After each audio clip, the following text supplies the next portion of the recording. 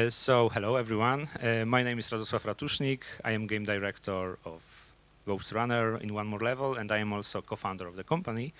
And it seems that today I have privilege to wrap up the sessions of Digital Dragons 2022. Yeah, 10th edition. Very exciting. And today's talk was quite tough for me to prepare because I think that it could be split into like 3 different talks, because there is so many content there, so it will take around 50 minutes. Sorry for that, but there are plenty of topics that I would like to tell you about. There is a story behind the game, like every other game, but Ghostrunner is very special for us, so I would like to share some things with you. So, first presentation plan, a short intro to the company. This will be the first step, and to the game. Then I will tell you a story about production and the main phases of the development. Then we'll have something like a deep dive into design challenges. We'll take a close look at the bosses, enemies, and gameplay of Ghostrunner. And then I will speak about our huge post-launch support for Ghostrunner. And finally, I'll try to give you some tips based on our experience that came from creating this game. So, first section, let's say. Just a short introduction of the company. So it has been founded in 2014. We are located here in Krakow. Current team size is over 40 people. And currently we are developing for PC and new consoles. Not so new, but let's say new. And these are our 3 main titles. So Ghostrunner, released in 2019. Ghostrunner, our today's topic, and Ghostrunner Project Hell, released in March this year. So if you ask me if there is a pattern that fits to all our recent titles that I showed you just before, I think I could give you this answer. So for all of them, hardcore players are our target audience, and the basic gameplay is not too complicated, but it has depth, and if you would like to spend some time in our game, then you will find it. And our games are fast and full of action, and we pay a lot of attention to the high quality visuals. And last but not least, we believe in the philosophy of gameplay first, and our games, I think I can say that our games are gameplay driven. So here is a Ghostrunner life cycle timeline. So everything started in July 2018, because we were preparing some new prototypes for the new title, and the first one was called Rewind, exe code name, and basically it was something like Ghostrunner first-person game with time rewind mechanic, and we had also some kind of concept of the game when Katana exe, that was the code name, and it was kind of a cyber samurai first-person game with a bullet time feature, and that was all.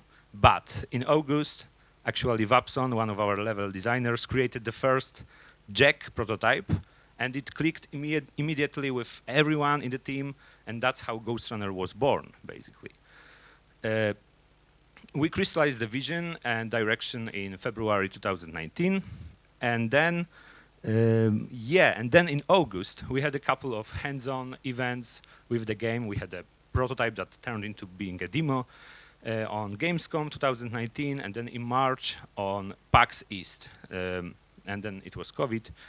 And in October, we released the game and announced a huge post-launch support with 3 big title updates. And it was all crowned with this ultimate DLC that we Ghostrunner Project Hell, that was released March this year.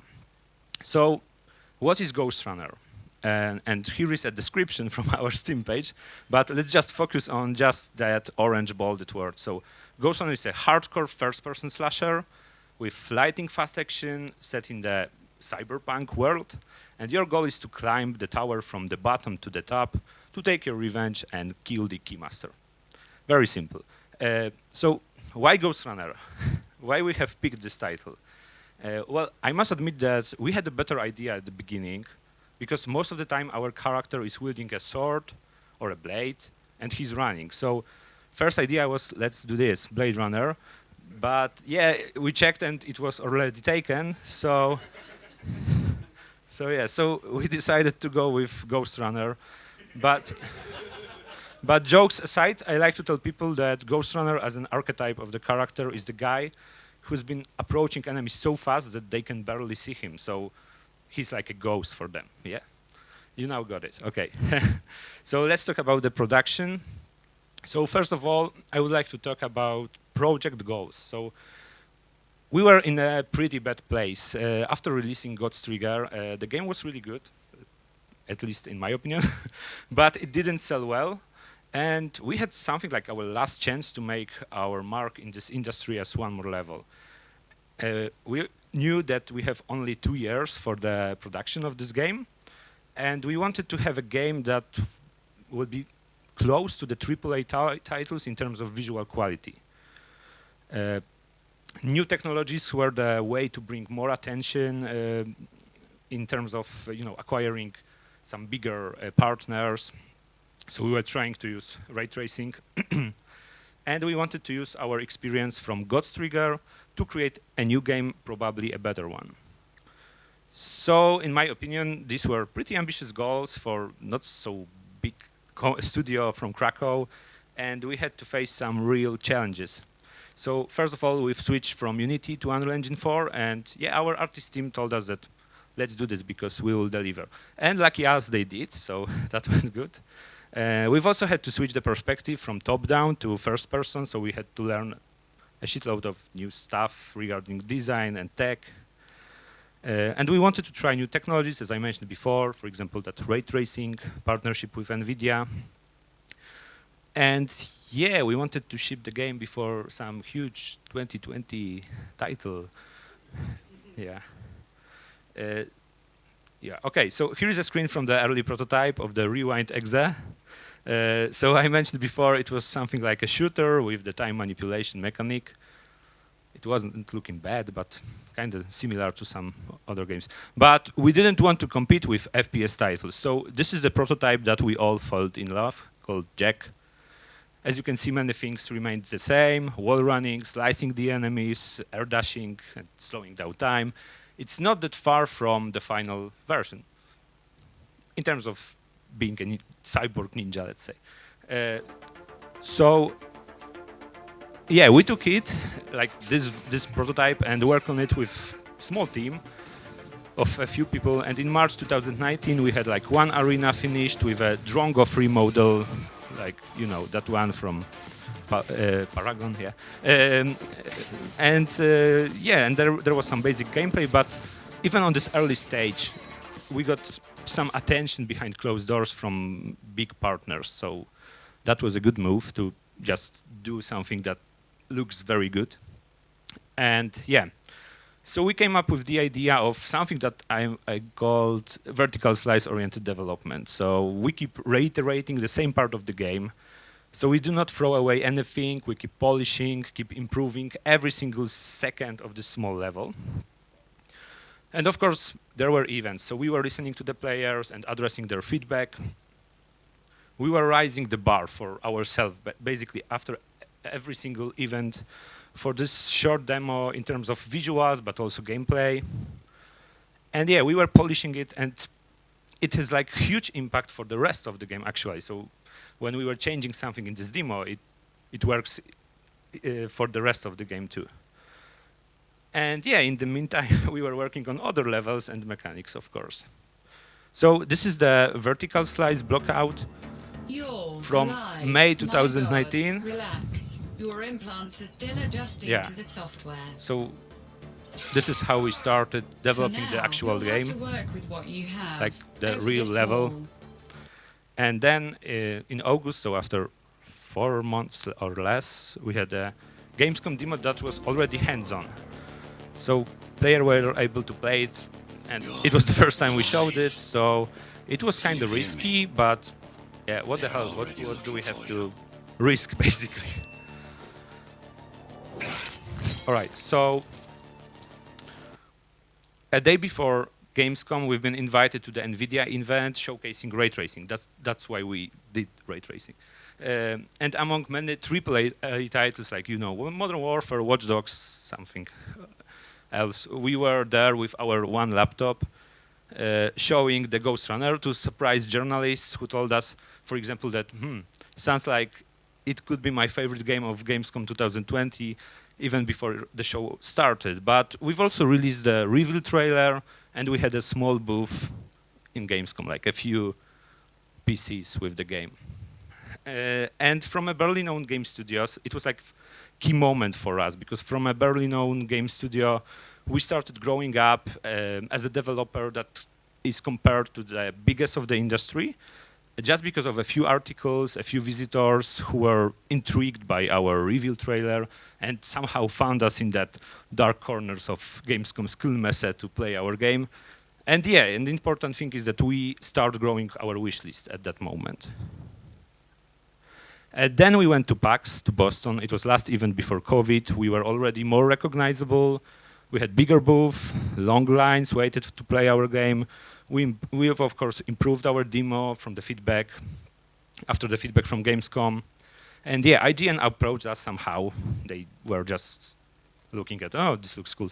So they wanted to play the game, and the reception was kind of stunning for us. And at this point, we knew that we have something special in our hands and we shouldn't screw it up.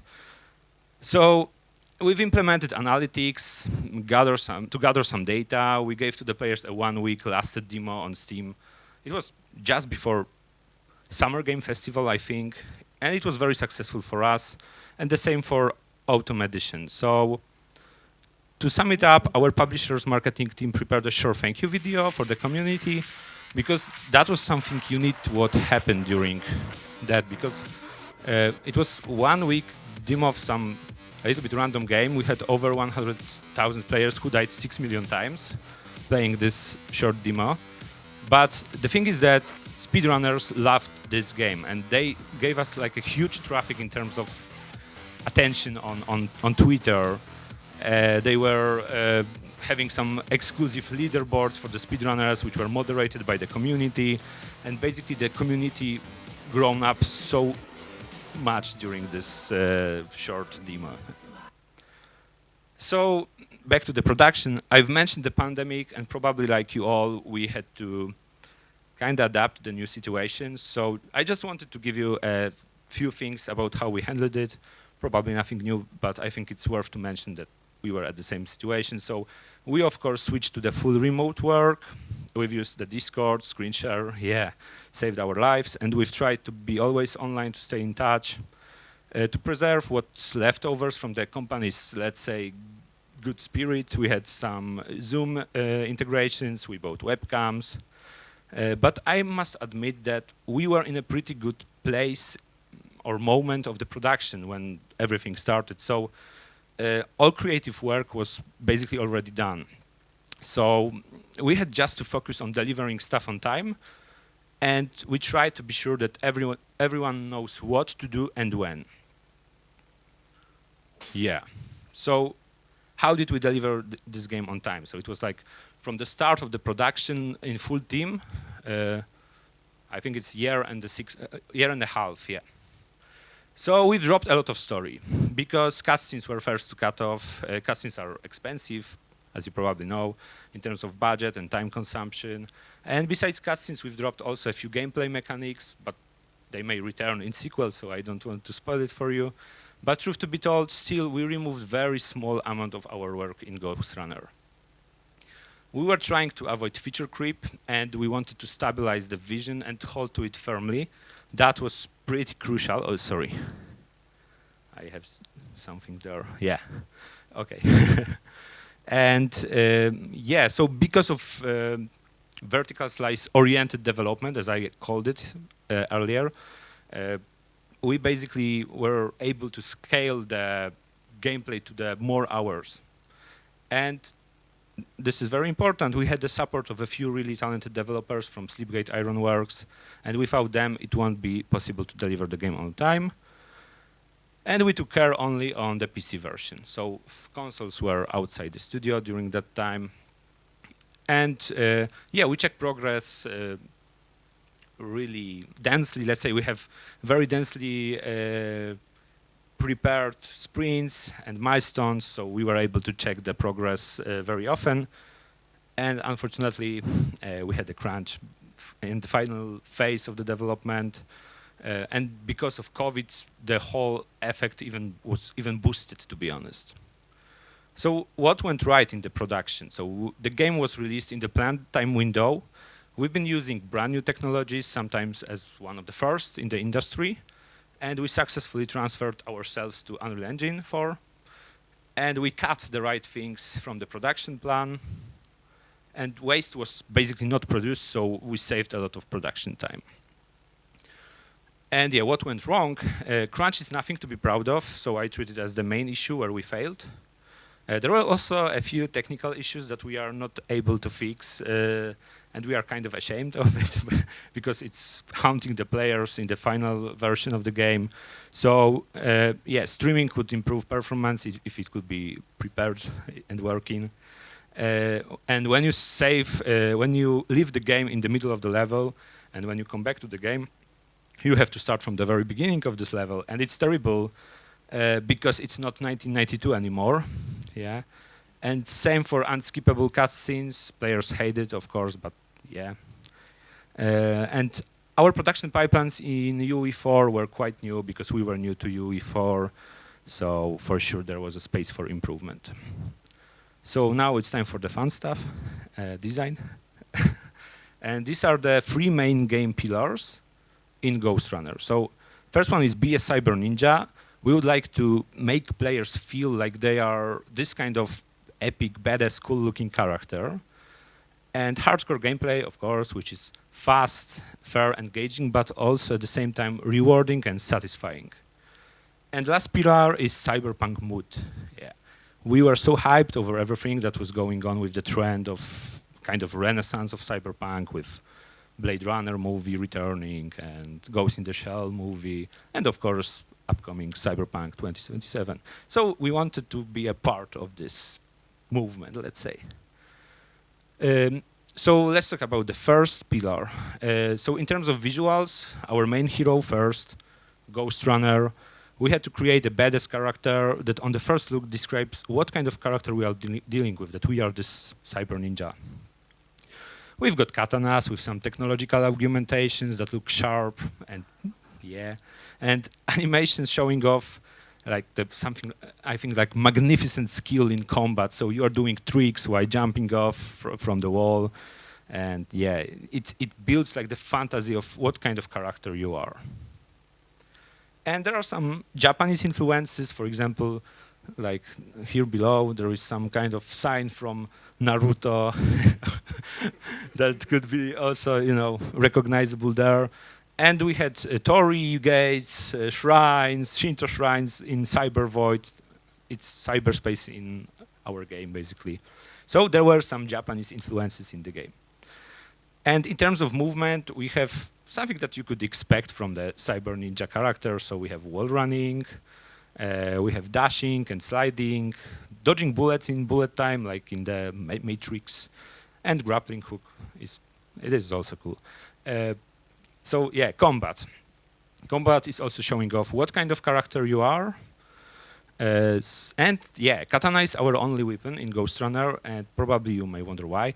So because of the limited resources, we wanted to have one, but well-polished weapon. So we decided to go with the katana, and from the beginning we were aware that we currently can't compete with the big AAA first-person shooters games on the market.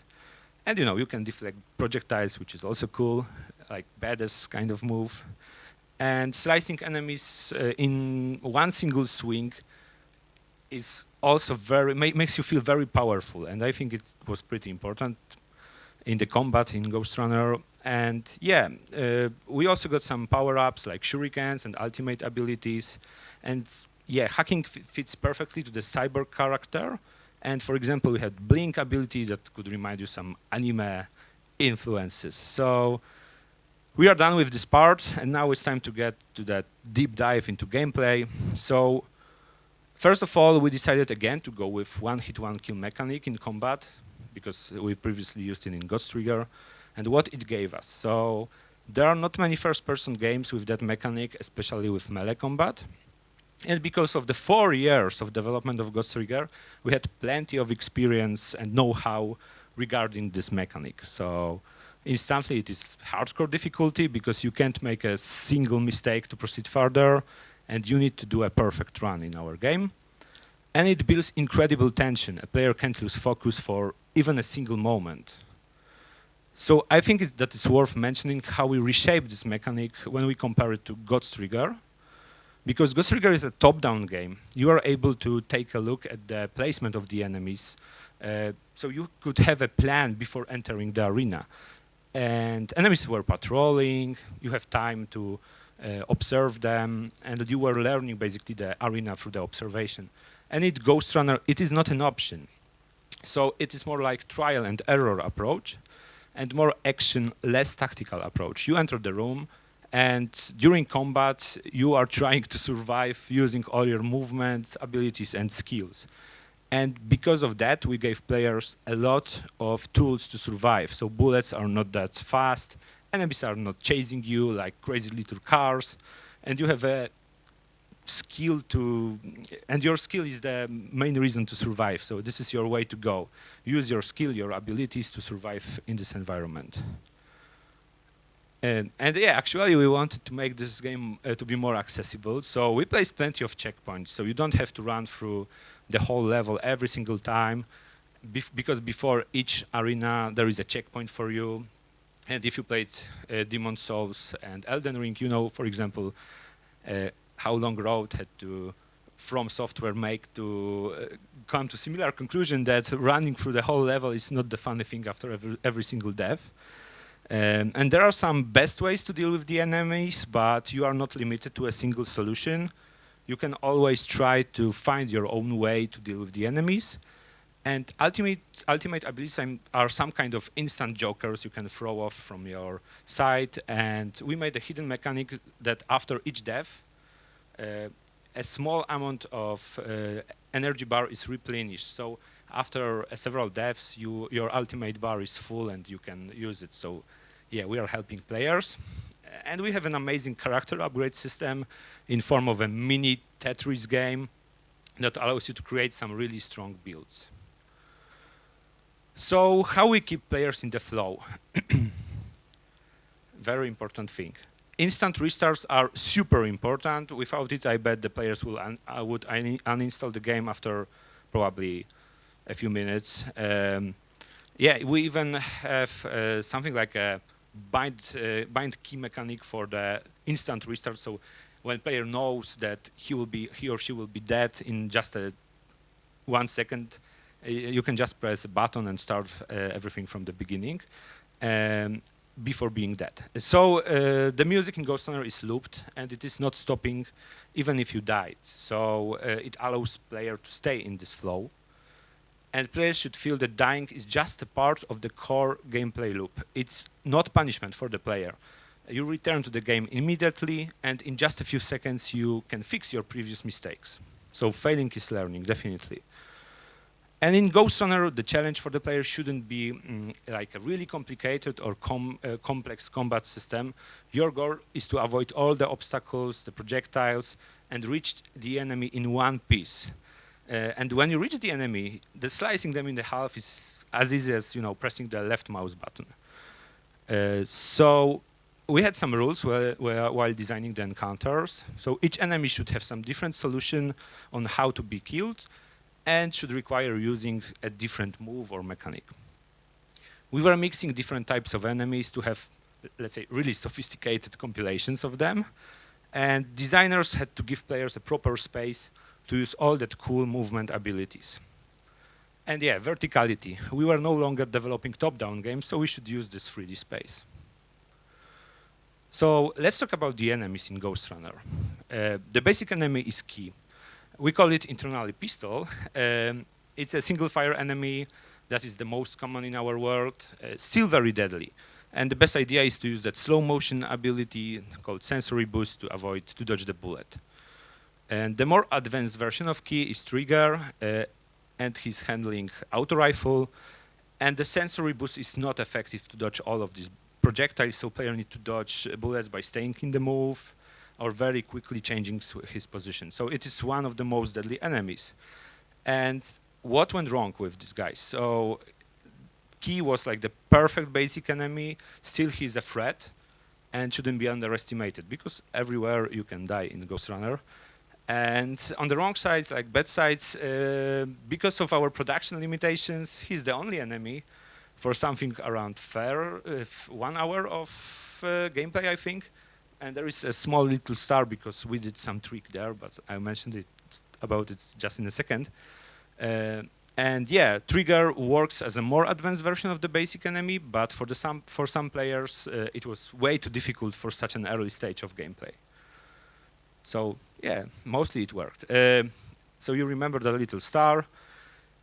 So introduce something called beacons, and that was like the nice solution to, and cheap, kind of cheap, to vary the first hour of gameplay for us, that we have only one enemy, but we have these beacons. So these were producing like something like protective shields that were guarding the enemies or protecting the enemies, and you had to destroy them first. Then you were able to kill the guys who were protected. So it worked well because you had to plan your moves to reach firstly this beacon, and later you were able to deal with the arena. So somehow we were able to set player where he should start the arena. Like, it was very handy for level designers to use.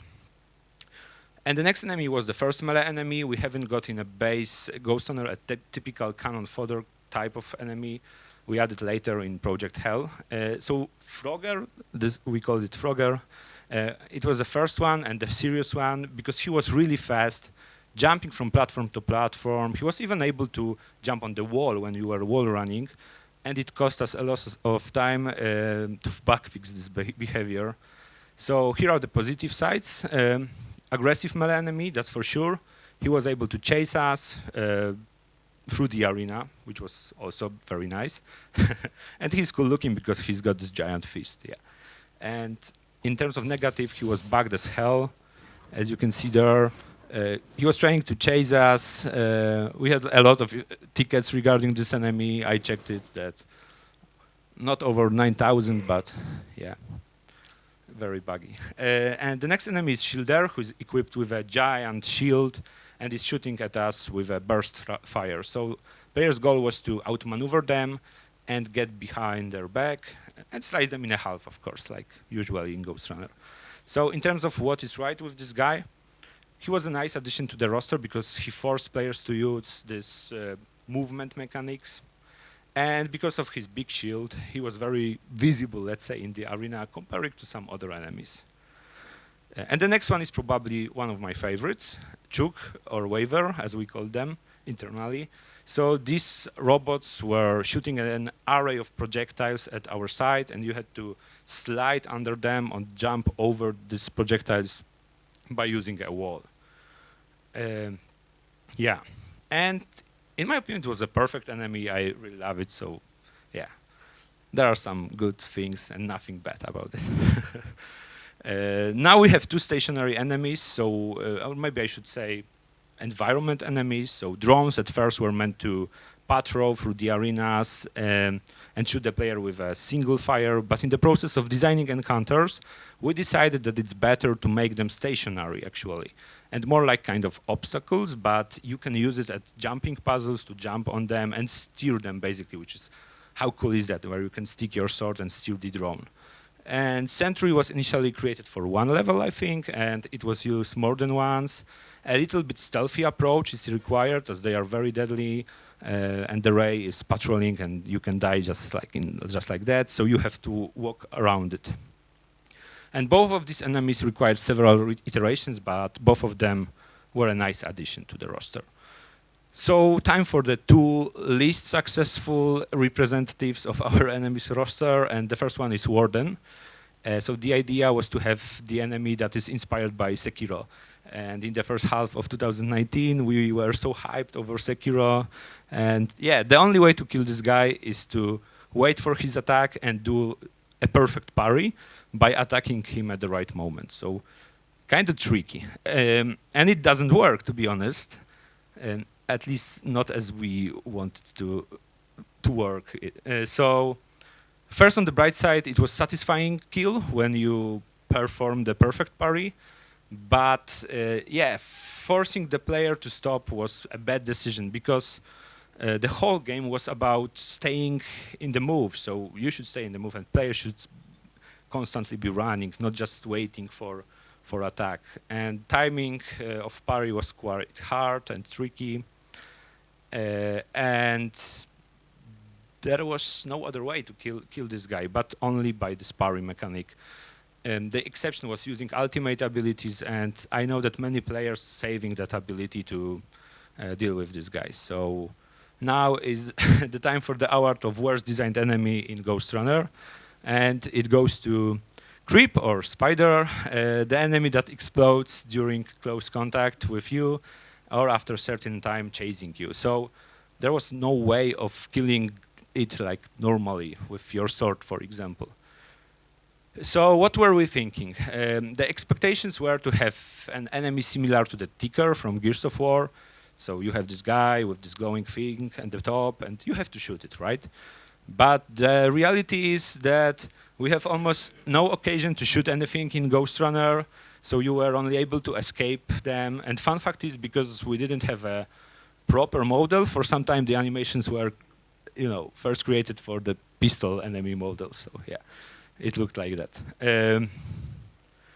And another fun fact is that Kluska the Pug, a dog of one of our teammates, was recording voice acting to this character.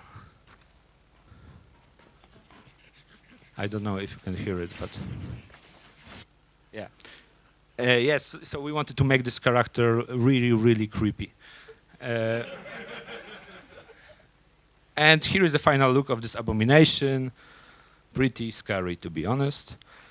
So these were the opinion of the players on Reddit about this little guy. And the first guy said, "Am I the only one traumatized by those crawler human experiment things?"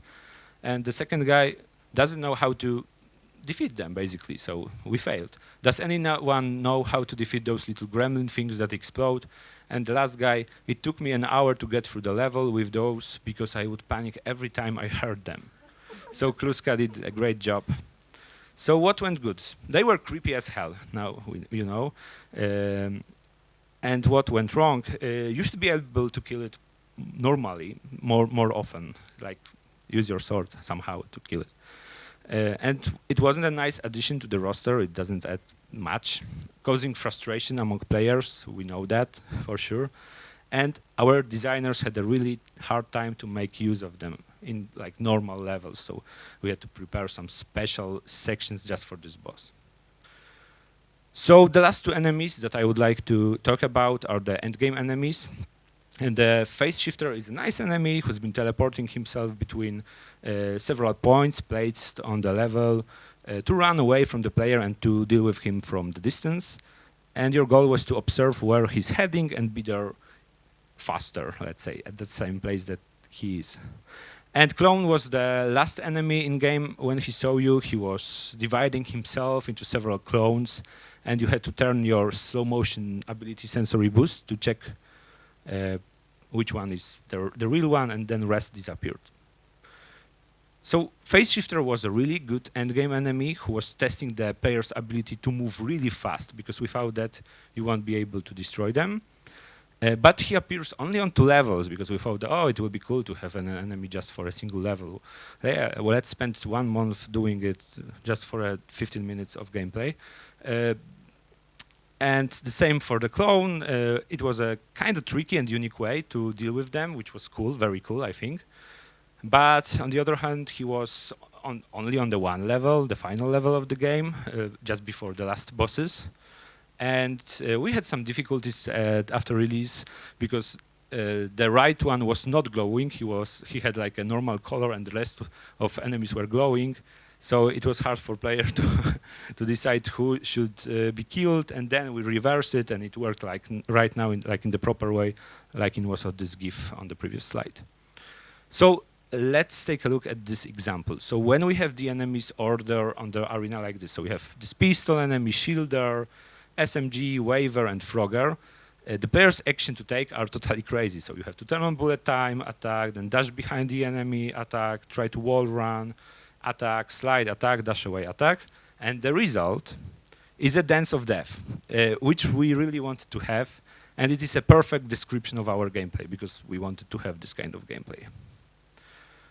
So let's proceed to the boss fights in Ghostrunner. We had a few goals there. So each encounter should be a unique experience, should test what players have learned upon that point. And yeah, very big surprise, should be difficult, yeah. It should be hardcore, difficult level of hardcoreness. So here are 3 bosses that are in Ghostrunner. Tom, the giant tower full of rotating lasers, then Hell, the other cyborg fighting you with a sword, and Mara, a mad scientist with mechanical tentacles, let's say. So the first boss was Tom, or T073M, so you can decrypt it as Totem. Now you know why, because it's like a huge tower rotating. And it had a lot of lasers, and during first phase you had to cut it down by slicing ropes at the top. And on the second phase you had to destroy cores that were nearby the fallen tower, let's say. So the boss was in form of super hardcore jumping puzzle, and it tested all movement mechanics in the game.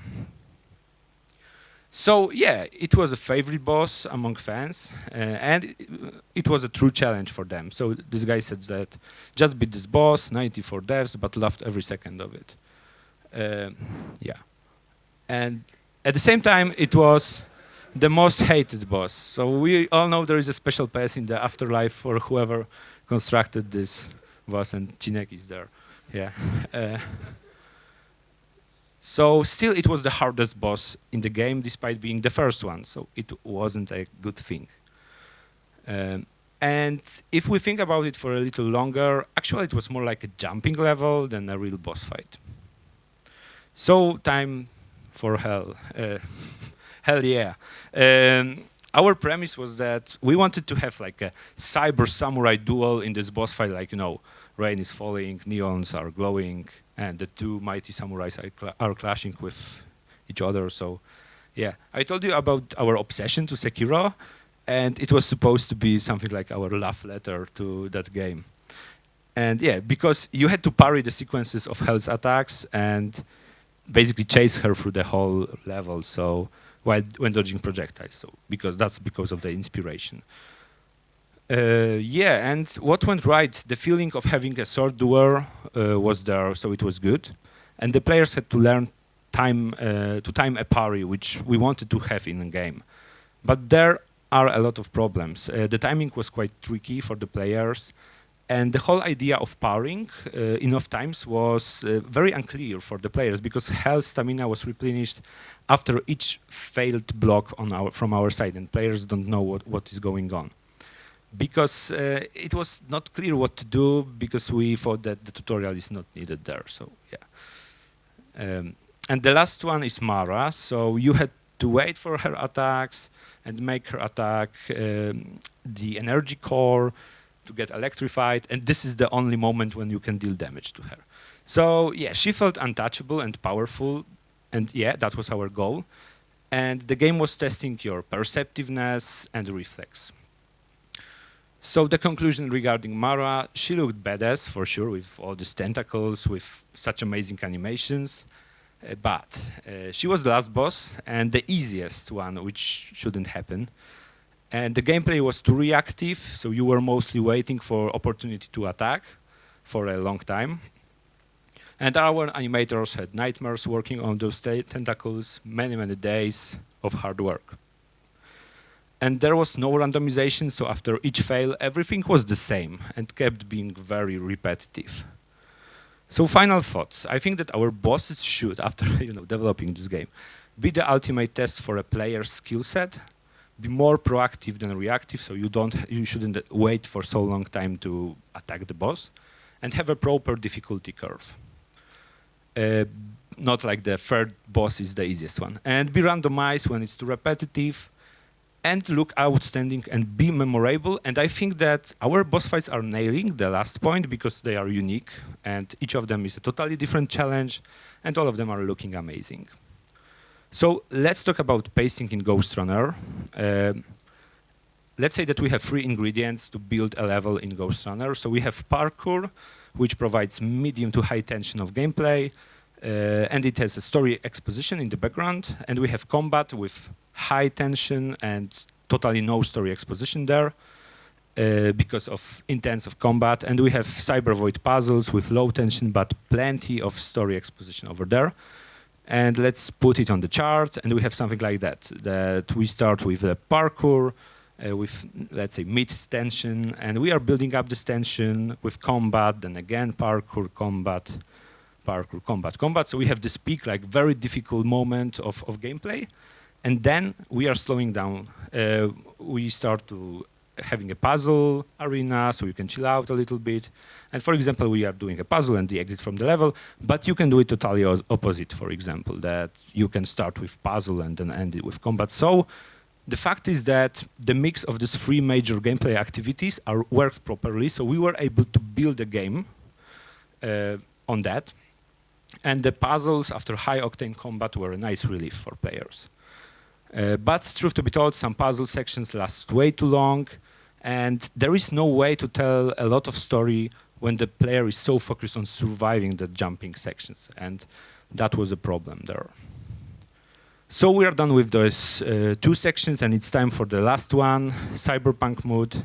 So there are three things that combine to the Cyberpunk mood in our game. First one is music, second one is visuals, and the last one is story. So in terms of music, we decided to team up with Daniel Deluxe, who is a retrowave synthwave artist, and all tracks were composed by him.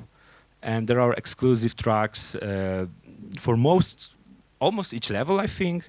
And the music was crafted with big involvement of Darek from our design team. So it helped players stay in the flow and, work with the game actually. So in terms of visuals, we have 4 different settings in our game that building that cyberpunk mood. First is industrial with a lot of machinery, gigantic fans, catwalks and pipes. And this is the first setting, and in my opinion, the least attractive. But the first level is incredibly polished because of so many iterations. So yeah, that was good. And the second setting is quite unique take on cyberspace called Cyber Void in our game. It's a digital network created from living bytes of code with some Japanese influences, as I mentioned before, there. And the third one is Cyber City, is the most recognizable and most cyberpunkish. So hundreds of glowing neons, animated billboards, huge buildings, and a proper lighting. It feels like a cyberpunk that is heavily inspired by, for example, Blade Runner environment. And the last one, Mara's Laboratories, creepy with rotten green color as dominating one, full of white, often covered with blood walls. And last but not least, a story. We have a dystopian post-apocalyptic world where we went for this kind of rugged, rusty cyberpunk to find something unique, like our own take on cyberpunk. And of course, in this world, AI has a huge impact on the world. It is awakening our hero, can affect our devices. And transhumanism is, of course, a well-known cyberpunk-related movement, and it is in Ghostrunner 2. Not 2, but 2.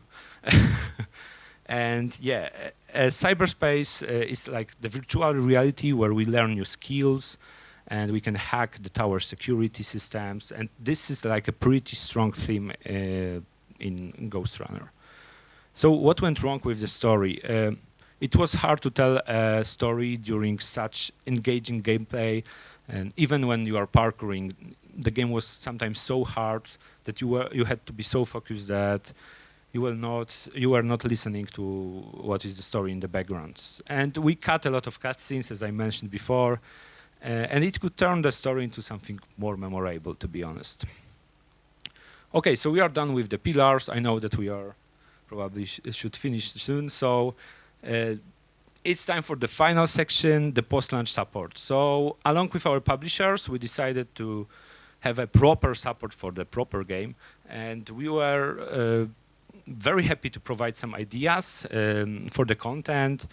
And we're pretty excited about working again on Ghostrunner. So what were goals for us on this post-launch support? So we were aware that the replay value of Ghostrunner for non-speedrunning players was quite low. So we decided to add a few game modes new game modes, basically. And additionally, with free game modes, we were releasing paid cosmetics like sword skins, gloves, which were optional. But surprisingly, even though Ghostrunner is a single-player game, players loved having those, so they were buying them to show the support for the game, actually. And we sold pretty big numbers of it. And we wanted to attract new players to our title by increasing the amount of playable content, of course. And we wanted to give a reason to our old fans to return to the game like regularly. So we think about the whole process as something similar to AAA titles rather than indies. And first game mode was that we added was a hardcore mode, which was our take on the new game plus. So enemies from the whole game were available even on early levels of this game mode. There were new encounters with enemies. Sometimes there was like a new geometry of the level. So it was a totally new experience for the players. So what went right? These endgame enemies that I mentioned before had a good presence right now. And we tripled the gameplay time because of the difficulty. And although we did some changes at bosses, we were not able to redesign them to be satisfying for us, to be honest, us like developers of the game. And another game mode was game mode prepared especially for our speedrunning fans. It was called Kill Run.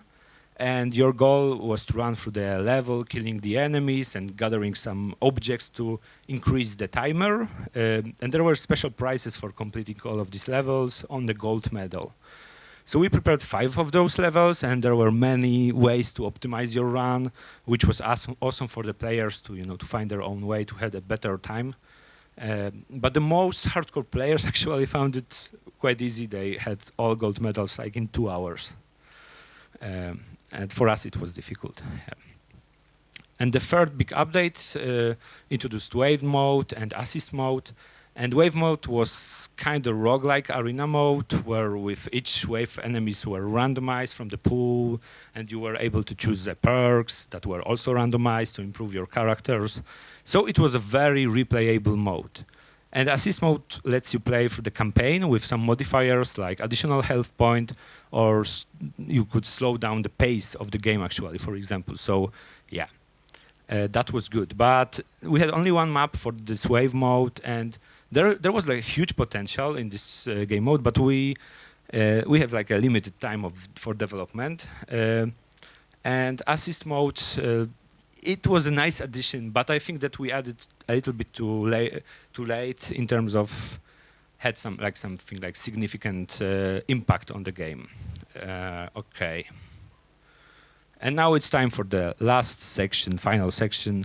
So let's talk about Ultimate DLC called Project Hell. So these were our goals for the project. We were having a scope that could fit to the standalone premium DLC, but to be precise, it's not a standalone DLC. It's normal DLC, premium DLC. We treated it as something like a Ghostrunner 1.5 because so many changes were there. And in terms of story, it was a prequel with a new protagonist called Hell, that boss from Sekiro. And yeah, we enriched the story of the base game. It went very good because we learned what to do and what not to do. And more aggressive and brutal gameplay was there. And we've also fixed or improved some of the unsatisfying features from the base game. And in terms of gameplay, we introduced new rage, a new energy system that was dynamic and forced players to play more aggressive. Okay. And Hell is jumping higher, so there is a new feeling in terms of controlling the character. And we, of course, have new types of enemies. And we redesigned the whole UI. So we have 2 bosses in Project Hell, and the first one is Commander Bakunin, who is something like a fixed Hell boss fight from the base game. So it's more than just sparring or sword duel, so we learned something. You were able to use your abilities to clear the arena and ads there. And a lot of stuff is happening on the screen, so you have to act as a player. It is a way more proactive approach in terms of design. And Golem was the second boss, and it was some kind of a fixed version of the Mara boss fight with some influences from Tom boss fight. So player had to stay in the move. It wasn't that stationary as Mara, and a lot bullet hell was happening there, very intense combat, and you were fighting a boss, not just waiting to attack, let's say. And in my opinion, it was well balanced, a perfect final boss for the DLC. And conclusions. So what went right in Project Hell? We fixed several issues which were well known from the base game, so we've learned something from the development and already had an opportunity to put it all into practice, which was great. And UI is a true masterpiece in Ghostrunner Hell, way better than the base game with indicators, new indicators, and a lot of stuff. You should try it. And story was better tailored and had enough exposition. And we had around a half year of production, and which was kind of short, but we made it without crunch. And what went wrong? Not all of the players were huge fans of the new movement of Hell because some players found it like too simple or even trivial to deal with the enemies. And players wanted to have Hell in all the previously released game modes, which was like impossible for us. So final takeouts, or maybe advices to those of you who are in charge of design team, for example. So yeah, we had a quite simple mechanics in Ghostrunner, but we polished them to be very satisfying for as possible, let's say even for players. And you should hold your vision and keep it coherent, and be sure that all of the team feel it the same way you do. And do not produce junk. Yeah, stop producing junk. It's just wasting your time. You know, if something is not working, just throw it away. Build on your team experience, as we did in Ghostrunner. We knew that we are capable of creating action game. You know, we had to learn a few things like Unreal Engine 4 and new camera perspective, but the solid foundations were already in one more level team. And you should build your community as soon as you can, share your game, show it on events, if online or offline, it doesn't matter, show your game anywhere you can. And of course, know who is your target and what they expect from your game. And yeah, remember that still it is your company, your team game, and you should have fun playing it actually, because you know, happy game developer is a good game developer. And this is it, thank you.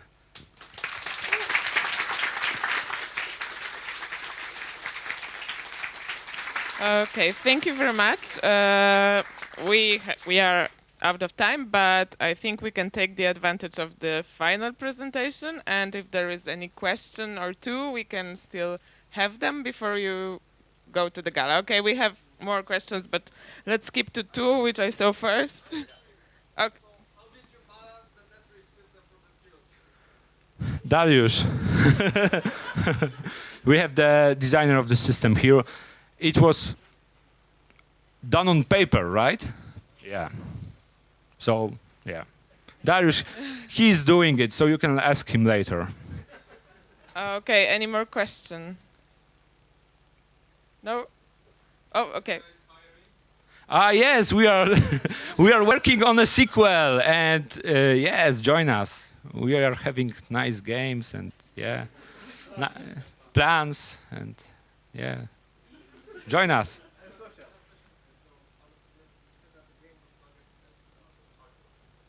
Yes.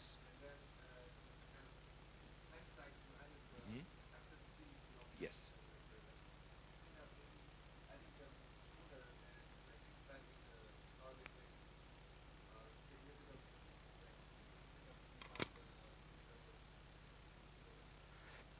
Yeah, probably not significantly, but at least somehow it should work, I think. Yes, I spoke about it, that I think that it should be added sooner than later. Yeah, definitely. Okay, thank you very much once again. Thank you. Thank you for the attention. And you have still